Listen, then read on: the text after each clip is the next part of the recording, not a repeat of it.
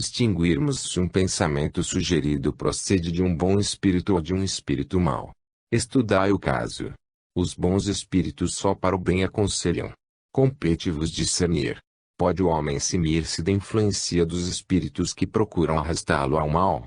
Pode, visto que tais espíritos só se apegam aos que, pelos seus desejos, os chamam, ou aos que, pelos seus pensamentos, os atraem. Renunciam às suas tentativas os espíritos cuja influência a vontade do homem repele. Que querias que fizessem? Quando nada conseguem, abandonam o campo. Entretanto, ficam à espreita de um momento propício, como o gato que tocaia o rato. Allan Kardec, O Livro dos Espíritos, capítulo 9, 2 parte.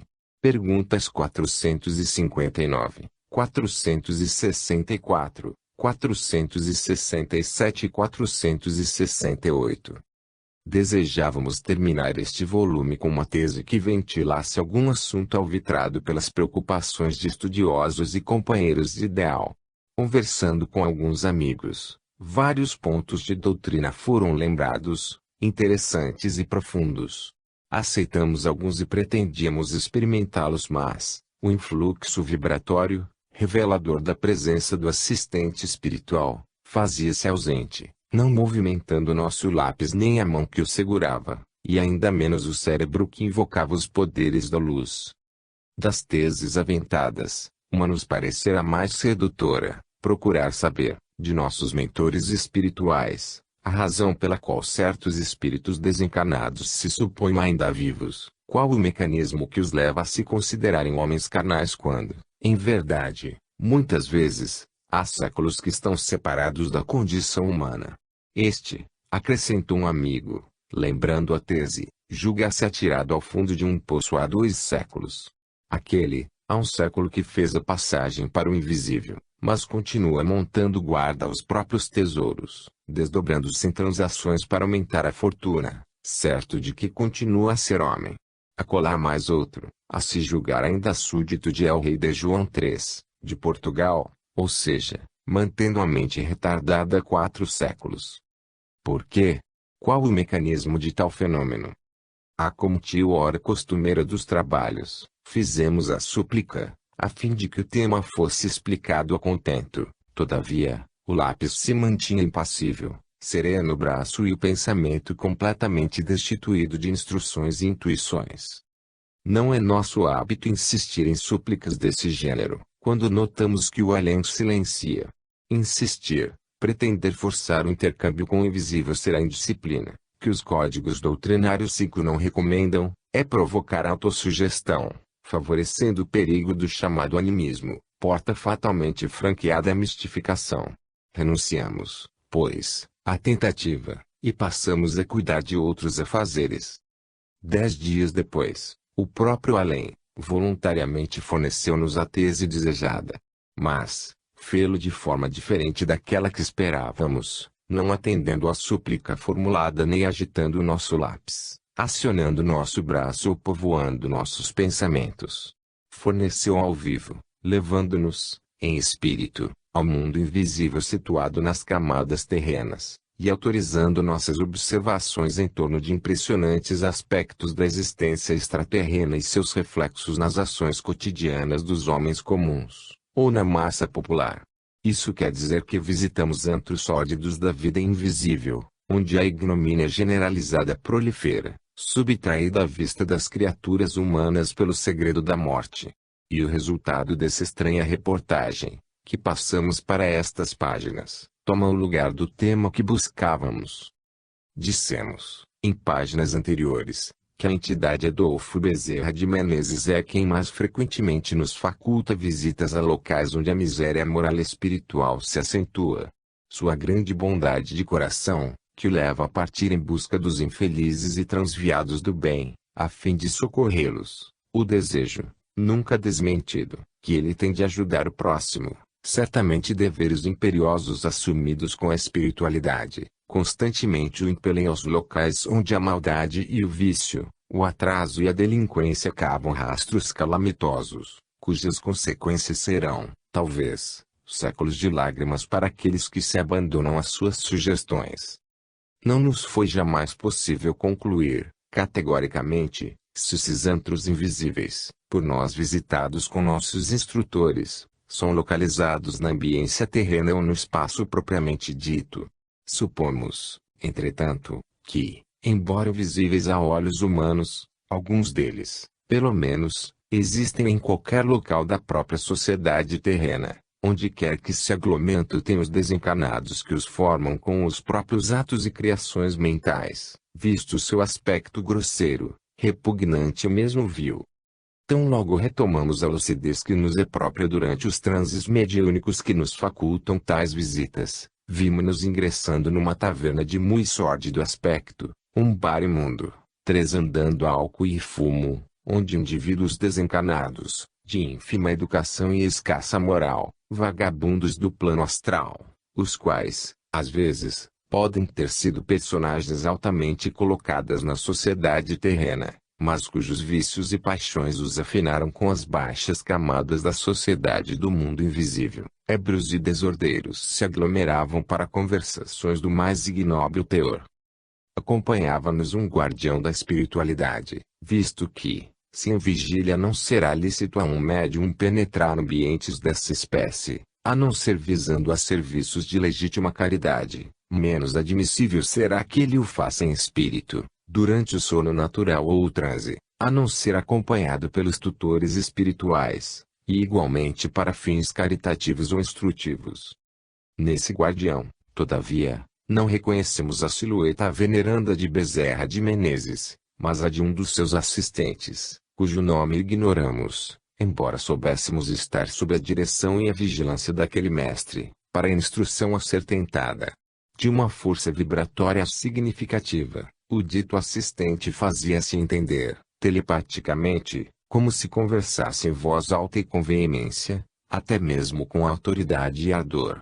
E, médico, tal como seu mestre Bezerra de Menezes, ao vê-lo sentimos de imediato que fora grande cirurgião quando habitante da Terra.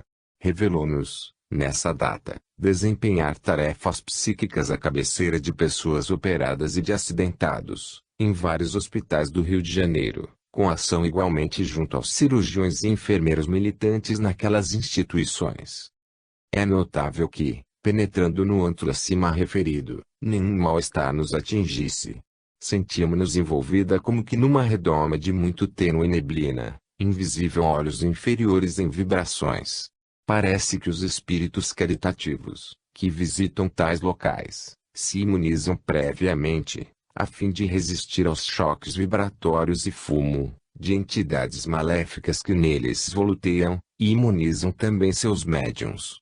Frequentemente, visitamos esses covis, em espírito, com nossos tutores espirituais, e nunca nos ressentimos de quaisquer depressões ou excitações nervosas no dia seguinte, o que deixa de acontecer quando aí vamos sós, pretensiosamente supondo estar à altura de executar tais serviços desacompanhada de vigilância maior.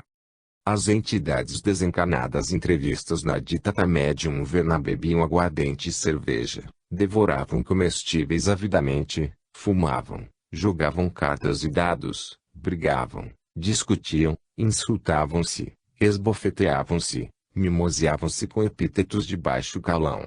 Nosso guardião, invisível até para nós mesma, embora continuássemos certa da sua presença, pela segurança que sentíamos e através das intuições com que se fazia entender, as quais ouvíamos como se tratasse da sua voz, explicou-nos, a estes e a seus congêneres da sociedade do Rio de Janeiro grande percentagem dos acidentes verificados diariamente nas vias públicas e pelos domicílios particulares, atropelamentos, quedas, braços e pernas partidos, queimaduras, suicídios, homicídios, brigas, escândalos, confusões domésticas, assaltos, etc., etc. É a atmosfera em que vivem e se agitam, porque já eram afins com ela antes de passarem para a vida invisível.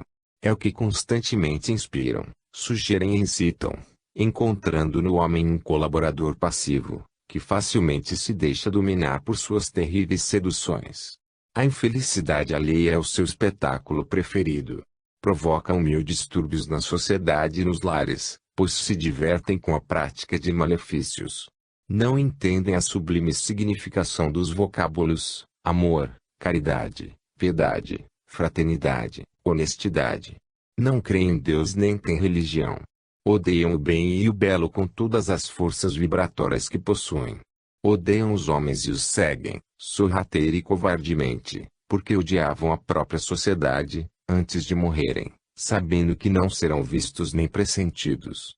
E a perseguição mental que lhes movem, aos homens, é inveterada e implacável, afirmando eles que assim agem porque igualmente foram perseguidos, quando homens, pela sociedade, que nunca os protegeu contra os males com que tiveram de lutar, doenças, miséria, fome, falta de instrução, orfandade, desemprego, delinquência, desesperos de mil e uma naturezas.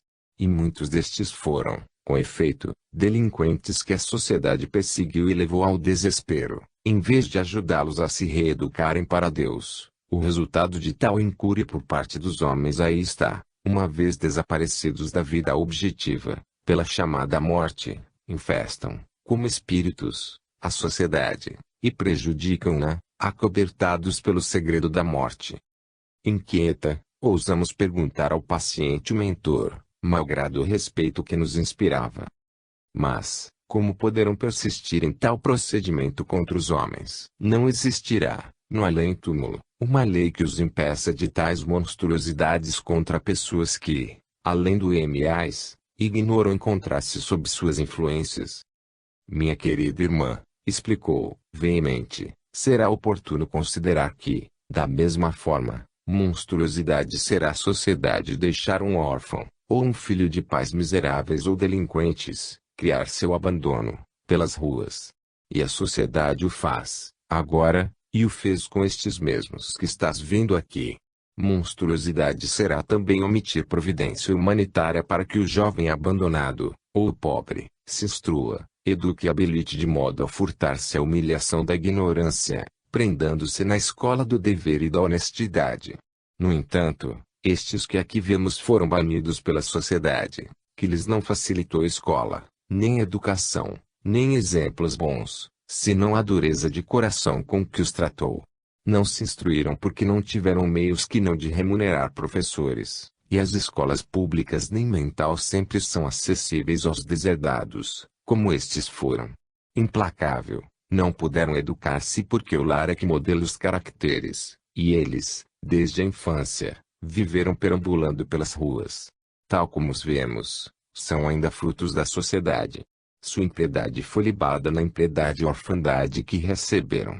Tornaram-se criminosos inveterados, e humana na terra e no além, porque foram vítimas do crime de egoísmo da sociedade. Portanto, pertencem à sociedade terrena, esta é afim com eles e eles vivem nos ambientes que lhes convém. É pois, irremediável esse mal social. No presente caso, cumprirá ao homem, para evitar o distúrbio de tais influências, habilitar-se para a harmonização com a luz, ou seja, com o bem. Para isso, ele possui a consciência, além de uma experiência secular senão milenar, das gerações que o antecederam, e cujo patrimônio de moral e sabedoria lhe dou, para sua orientação. Será necessário que o homem compreenda que, como parcela divina que é, veio ao mundo e sob suas também para colaborar na obra de aperfeiçoamento do planeta em que vive, e essa colaboração certamente subentenderá auxílio às almas mais frágeis do que a dele, que gravitam ao seu lado nas peripécias da evolução. Mas, se ele prefere permanecer nas trevas do próprio egoísmo, permitindo o livre curso aos instintos inferiores, negando-se a reagir contra as próprias tendências mas, será envolvido pelas trevas, pois se omisiou com elas. No homem honesto, sensato, prudente, sóbrio, amigo do bem, dificilmente, ou jamais, um assédio deste encontrará repercussão. Esqueceste que isso tem livre curso no grau de afinidades e também nem vigilância, na imprudência, nem na advertência de cada um? Raciocinemos, porém, é claro que nenhum homem quererá ser atropelado e fraturar uma perna ou um braço e ir para o hospital. É verdade que tanto o honesto como o indiscreto poderão ser atropelados e passar maus quartos de horas devido ao fato. Mas ambos, com a própria vigilância, com a imprudência, a irreflexão e a displicência com que se habituaram a encarar as coisas do mundo, deixaram-se envolver pelas faixas maleficentes daqueles invisíveis, que vibram maliciosamente, divertindo-se com o sofrimento do próximo, e se arriscaram à travessia de uma rua em local e momento impróprios, atreveram-se a uma discussão, detiveram-se mais do que conviria em qualquer bar ou taverna, tornando-se, então, passivos aos desejos dos citados invisíveis. E daí por diante. E sabem que são desencarnados? Indagamos, recordando a tese sugerida pelos amigos. Como não haveriam de saber? Respondeu, vibrante. Pois foram daqueles que acompanharam, minuto a minuto, no próprio túmulo, a desagregação da matéria apodrecida, rodeando-se dos complexos de uma atração material reforçada pelo ódio, pelo desejo de vingança, pelo sensualismo, pela embriaguez, pela desonestidade, etc. Sabem que não possuem corpos materiais, mas fingem que não sabem, pretendendo enganar a consciência, tais os doentes incuráveis, sobre a terra. Em verdade, não entendem o mecanismo da separação dos próprios corpos astrais das formas carnais, e, como a morte os apavora, forçam a crença de que ainda são homens e, como tais, vivem e agem na vida invisível. Quando algum de nós outros, incumbido da instrução de delinquentes, deseja explicar-lhes a situação e mostrar-lhes, com vistas retroativas, o fenômeno do próprio desprendimento dos laços materiais, tentando atraí-los para o raciocínio da situação, negam-se a atender, tal como a ovelha revel, asseverando que vivem mais felizes, agora que outrora, pois, agora, podem residir até nos palácios dos magnatas, até em hotéis de luxo, ao lado de belas mulheres, podem repousar em leitos perfumados, indiscreto ao passo que, quando vivos, tudo lhes faltava, às vezes até mesmo pão. E acrescentam, zombeteiros, para vigilância, que havemos de nos converter ao amor do próximo, se, a com que o próximo nunca nos amou. Prestam-os atenção no aspecto dos infelizes que tinham-os sob as vistas. A despeito da grande inferioridade de que davam provas, percebemos que ainda existiriam outros abaixo na escala da moral, pois não eram uma daqueles que, em vocabulário espiritista, denominamos qualquer embuçados, ou seja, os que se apresentam trajados de longas túnicas negras e cabeça envolvida em capuz. Pareciam antes homens que espíritos desencarnados. E dir-se embriagados. Parece que tais entidades absorvem a essência, ou exalações, de bebidas alcoólicas, nos respondeu, bares e tavernas e até nos cassinos e clubes de luxo, e também nos domicílios familiares, quando os circunstantes encarnados são dados a libações costumeiras. Parece-se de uma que essas entidades incitam a todos a beber continuadamente, e que, através deles, envolvendo-se nas suas irradiações, em sua aura, com os quais estabelecem afinidades positivas, absorvem as emanações do álcool, como as de qualquer outro vício, inclusive o sexual, e se locupletam tão bem como se fossem homens carnais. Eram, porém, tipos comuns, como tantos que vemos pelas ruas, vestes em desalinho, rotas, imundas, pés descalços, despenteados, fisionomias torturadas pela miséria e a fealdade, olhos profundos, como que sem vida, traindo, todos, a repercussão dos estragos que a putrefação dos próprios corpos carnais, no fundo dos túmulos, produziu na indumentária trajada pelo cadáver. Refletindo-se sobre o perispírito, impressionando-lhes a mente, atuando sobre as sensações, essa repercussão dava em resultado as vestes sórdidas com que nossa visão os via trajados. E todos se unificavam pelo mesmo baixo nível de moral, a despeito das diferentes posições sociais que alguns deles haviam ocupado na terra. Ao nos distinguirem, saudaram-nos com alegria e convidaram-nos a beber, supondo-nos uma parceira, ou mesmo nada supondo. Naturalmente, recusamos, como recusaríamos igual convite de encarnados. Fizemo-lo, porém, cortesmente, agradecendo a atenção. Um deles, que parecia ébrio, sentado sobre a mesa que os demais rodeavam, e com os pés descansados sobre o assento da cadeira onde deveria estar sentado, e sapateando sobre ela, enquanto cantava e tamborilava com os dedos numa garrafa, para se acompanhar na cantiga que entoava, disse de súbito, mal-humorado, dirigindo-se a nós mesma: se não bebes, sua idiota, que vieste fazer aqui? Vai-te, desmanchar prazeres, antes que eu te mande para o inferno com um soco. Vai-te, vai-te. Antes que eu te quebre o braço ou a perna, com um encontrão. Ou a cara. Tanto faz. Sorrimos, ouvindo-o, segura como estávamos da presença do guardião, a quem não mais víamos, mas sentíamos junto de nós. Venho apenas visitá-los, pois somos irmãos à face de Deus, respondemos, com serenidade. Pareceu não ouvir. E acreditamos que tudo quanto pudéssemos dizer no intuito de doutriná-los seria em vão. Nada entenderiam, nada assimilariam, pois eram criaturas de má vontade, cegos que não desejavam ver. Entretanto, continuou que falara, ainda se dirigindo a nós. Olha, tens o braço quebrado. Como quebraste teu braço? Estás com o braço partido. Foste atropelada. Quando? Hoje? Sim. Serás atropelada amanhã, partirás o braço, darás entrada no hospital. Estarei lá para te assistir e consolar. Partirás o braço, partirás o braço. Serás atropelada amanhã, amanhã.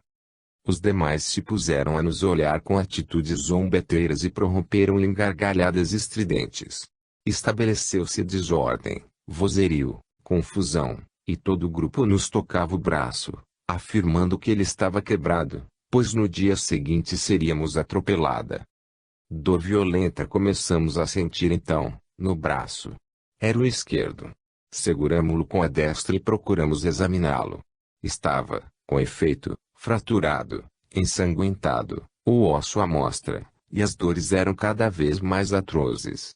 Fomos inteiramente envolvida pelas vibrações maléficas daquelas entidades. Certeza absoluta sentimos, então, de que no dia seguinte algo aconteceria, acarretando tal consequência para o nosso corpo carnal, completamente esquecida de que ali nos encontrávamos sob vigilância de um guardião da espiritualidade, para instrução. Ainda assim, tivemos forças para uma súplica. Meu Deus! Livrai-me destes obsessores. Fomos, então, retirada do terrível recinto, e o amigo espiritual explicou. Assim fazem eles com aqueles que se deixam envolver por suas sugestões. Em vez de braço fraturado ou atropelamento, suponhamos que surgiram o suicídio, o homicídio, uma mesa de jogo, um conflito, uma rixa, um adultério. Suponhamos que, em vez de carregarem de vibrações pesadas um braço, para que a vítima o suponha fraturado e sinta dores atrozes, carreguem a mente com sugestões luxuriosas. Aí teremos também a irremediável desonra, o vício, o desregramento sexual. Far-se-á a maléfica hipnose, e aquele que não teve forças morais e vibratórias para se desvencilhar das teias em que se deixou envolver, submeter-se-á a tudo. As vítimas não terão responsabilidade, portanto, nos delitos que, por essa forma, praticarem. Terão, ao contrário, grande responsabilidade, visto que encontraram exatamente aquilo que desejaram e procuraram, através dos maus pensamentos que alimentaram e da displicência com que se conduziram. Pois que, se não fossem igualmente inferiores, tais como os ditos perseguidores, seus espíritos não se acompliciariam com eles durante o sono, nem aceitariam suas sugestões, por assim dizer, hipnóticas. Então não sabes que os afins se procuram. Como, então, fui sugestionada, a ponto de enxergar meu braço fraturado e sentir dores. Estávamos em instrução, estudando o fenômeno, a fim de apresentá-lo como material de estudo e advertência, e por isso eu permiti que te envolvesses em certa onda de vibrações por eles emitida. Não fora isso, e se te afinasses, realmente, com eles, amanhã sofrerias qualquer acidente, por eles provocado, talvez mesmo atropelamento, e terias fraturado o braço. Eles sabem preparar o laço para os incautos. Mas, porventura ainda sentes o braço magoado? Olhamos, surpresa, e, Sob a salutar influência do guardião espiritual, tudo havia desaparecido de nosso braço perispirítico. Não obstante, voltamos à indagação.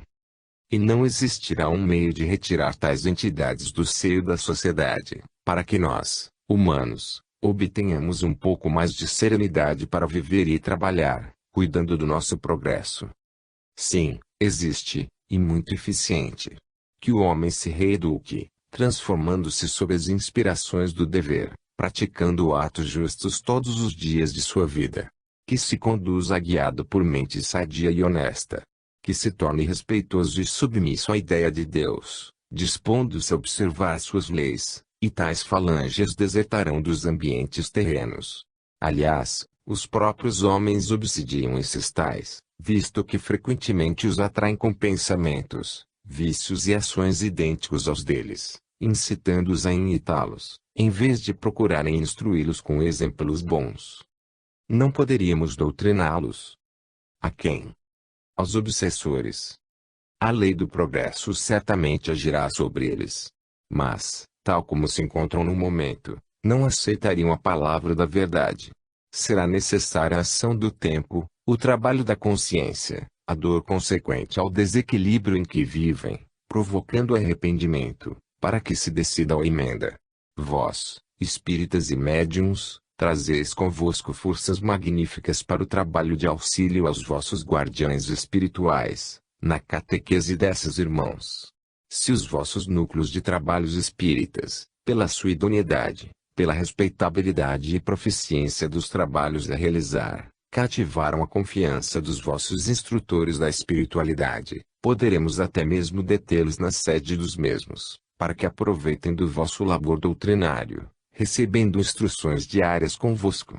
A dificuldade residirá na decisão para os sacrifícios a praticardes durante os trabalhos indispensáveis, sacrifícios que implicarão grande série de renúncias, devotamento incansável, renovação diária do vosso próprio caráter, que deverá, tanto quanto possível, elevar-se à altura do discípulo da revelação, que exige dos seus adeptos uma extensão de vistas, ou princípios, verdadeiramente heróica.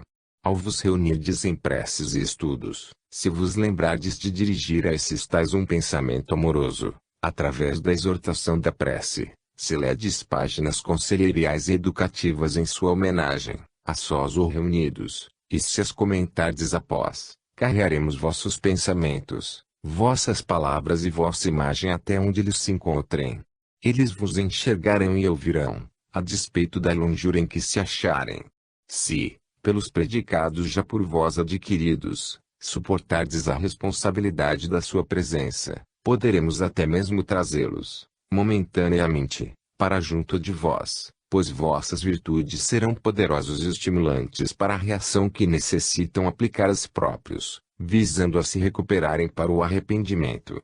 Ainda que contra a própria vontade, serão obrigados a vos ver e ouvir, pois este fenômeno está na lei natural, é tão normal e comum como as chuvas caírem no verão, as quais alegrarão alguns e aborrecerão a outros, mas que todos terão de suportar, porque se trata de um fato natural, inevitável. Com o tempo, se fordes perseverantes na vossa atitude de amoroso auxílio, o efeito será satisfatório. Nossa dedicação, conjugada com a vossa, beneficiará de tal forma os pobres delinquentes, que a boa vontade para emenda bem cedo raiará.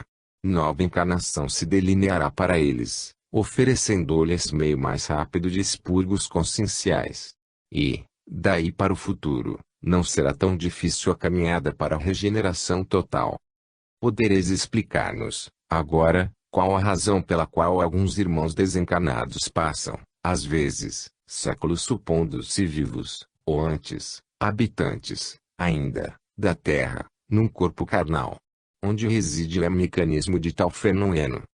Sem parecer admirado de tal pergunta, o guardião respondeu, com naturalidade. Em primeiro lugar, o fato ocorre porque suas ideias, quanto ao mundo espiritual, eram bem diferentes daquilo que os cerca após a morte, ao passo que se sentem mais vivos, mais vibráteis do que se sentiam quando humanos.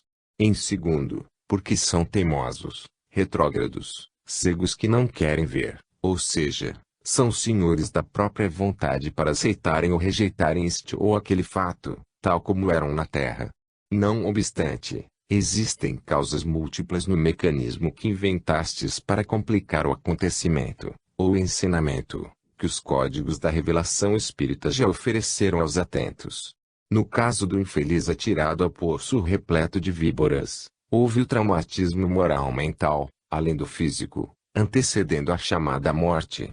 O supliciado sentiu tal horror ao acontecido. No Oriente era comum tal gênero de suplício para os grandes criminosos. Sofreu tão intenso martírio na situação a que se viu arrojado, que todas as moléculas do seu perispírito se chocaram violentamente, provocando um traumatismo generalizado. O suicida não se sente vivo, e assim não se julga, a despeito de haver procurado a morte. Aliás, no caso houve também o despertar da consciência delituosa. Ele reviu, em retrospecto, como em pesadelo, o crime por ele mesmo cometido no pretérito, contra certa personalidade de quem desejou desfazer-se. Um poço não guarda melhor o segredo de um homicida do que um rio, ou uma sepultura aberta no campo ou no fundo do quintal. A surpresa, o remorso, o pavor do desconhecido, o terror à justiça divina agravaram-lhe a situação mental. Estabeleceu-se a confusão e ele se reputou vítima de um pesadelo. Em verdade, o seu espírito não permaneceu no fundo do poço durante 2 séculos. O que se passava era a impressão mental, provocando as sensações intensas do perispírito, o fenômeno da repercussão, na mente, do acontecimento que produziu a morte do corpo de carne, morte violenta e dolorosa por excelência, sob todos os aspectos. O ver-se sentir-se no fundo de um poço, irremediavelmente perdido, atacado por múltiplas impressões torturantes, a consciência culpada de um crime idêntico, na pessoa do próximo, trazendo-lhe o remorso, deram em resultado ser o fato esculpido na mente, traumatizado o perispírito pelo acervo de sensações violentas. E, como a mente é criadora, e como o pensamento tem possibilidades de impor qualquer impressão, ideia ou recordação, onde quer que o infeliz estivesse se encontraria no fundo de um poço. Quando encetais longa viagem, a trepidação do comboio, que vos perturbam os nervos e as sensibilidades mentais, não prolongam, embora vagamente, as impressões da viagem, não obstante já tenhais chegado ao destino. Não continuais revendo as paisagens que foram contempladas, não vos ensurdecem ainda os rumores do veículo, não continuais mesmo a sentir como se estivesseis no veículo em movimento. Só no dia seguinte, após sono reparador, estareis sereno, refeito do trauma nervoso mental. Não esqueçamos, outro sim, que as impressões e as sensações são vigorosamente mais intensas nos desencarnados do que nas criaturas humanas. Assim sendo, um choque violento, o ódio inveterado, espécie de traumatismo moral sentimental, a vingança e até o amor desordenado operam tais fenômenos, e o seu mecanismo está sediado no poder natural da mente, na vontade imperiosa que agiu à revelia da própria consciência, na inferioridade dos sentimentos, pois tudo isso resulta do acervo de paixões incontroláveis. A uma entidade em boas condições morais e mentais não sucederá o mesmo. Demorais entender tal mecanismo porque vos achais ainda longe de compreender a intensidade das sensações e das impressões de um desencarnado, assim como do seu poder mental. Existem espíritos que, afastados da vida terrena há séculos, insistem em viver consoante suas inclinações apaixonadas, ou seja, habitando castelos e praças fortes, como fizeram em seus tempos de condestáveis. A vontade que têm de prolongar a época do Fausto e do poderio e a força mental de que podem dispor retém as lembranças do passado, consolidando-as, e eles assim permanecem, dentro da época em que viveram sobre a terra, mas sem compreenderem o que realmente se passa. Se lhes perguntarmos, sois homens ou espíritos alados? Responderão, somos homens. E porque vivem e agem como homens, frequentemente se intrometem na vida dos homens terrestres, influenciando-os em mil e uma peripécias cotidianas. O além-túmulo pertinente à terra está crivado de castelos, abadias, cortes poderosas, praças fortes e até tribunais e patíbulos. A Inquisição, ali, ainda não foi extinta. E todos os seus habitantes, ou criadores, se consideram vivos, como realmente são, embora destituídos da carne, ignorando, muitos deles, que são desencarnados. Alguns não passam de hipócritas, ao afirmarem tal, pois conhecem a própria situação, embora não entendam muito bem o que se passa. Outros fingem ignorar o verdadeiro estado, devido ao terror que sentem pela morte, a qual lhes trará o julgamento divino, segundo as crenças que esposam. Há, ainda, aqueles que não se sentem animados para a responsabilidade que a evidência de tal realidade acarreta para o desencarnado, e outros ainda vacilam. Mais raros são, com efeito, os sinceros no afirmar a ignorância de um acontecimento que se impõe pela força da própria realidade, afora os recém-desencarnados de ordem medíocre ou inferior. Aliás, todos eles vivem dentro da eternidade. E o que são 2 séculos, 2 milênios para a eternidade? Não deveis complicar acontecimentos dessa ordem com discussões estéreis, interpretações personalistas ou suposições arriscadas. Deveis estudar atentamente, metodicamente, o que há sido concedido com a revelação espírita, elevando-vos, quanto possível, ao nível de sinceros intérpretes do mundo invisível, propagando os segredos que fodes desvendando, explicando-os do alto das tribunas, através da imprensa, em mesas redondas ou em reuniões públicas ou particulares, porque o homem odiano tem urgente necessidade de conhecer certos grandes e terríveis segredos do além, a fim de se conduzir à altura da responsabilidade de ser partícula da própria essência divina, como espírito imortal que em verdade é, e não apenas substância material destinada ao monturo da sepultura. A revelação espírita é bela, grandiosa e profunda. Que não vos detenhais, pois, na sua propagação, descerrando os véus dos grandes ensinamentos que ela traz, pois este é o vosso dever, e para isso nascestes dotados do inapreciável poder que vos torna porta-voz de 2 mundos. Mas a verdade é que, no dia seguinte, nos sentimos meio apavorada, receosa de sofrer qualquer acidente que nos fraturasse o braço. Foi-nos necessário orar e vigiar atentamente, nesse dia, para que a sugestão sofrida durante o transe noturno, para instrução, se extinguisse definitivamente. Nada nos sucedeu, porém, e à tarde estávamos completamente recuperada para as lúcidas irradiações da espiritualidade iluminada, que nos concede seus ensinamentos. Fora apenas uma demonstração ao vivo, espécie de exibição cinematográfica, para desvendar alguns dos muitos segredos do invisível, pois certamente que o médium não conseguirá devassar apenas as regiões felizes. Fim.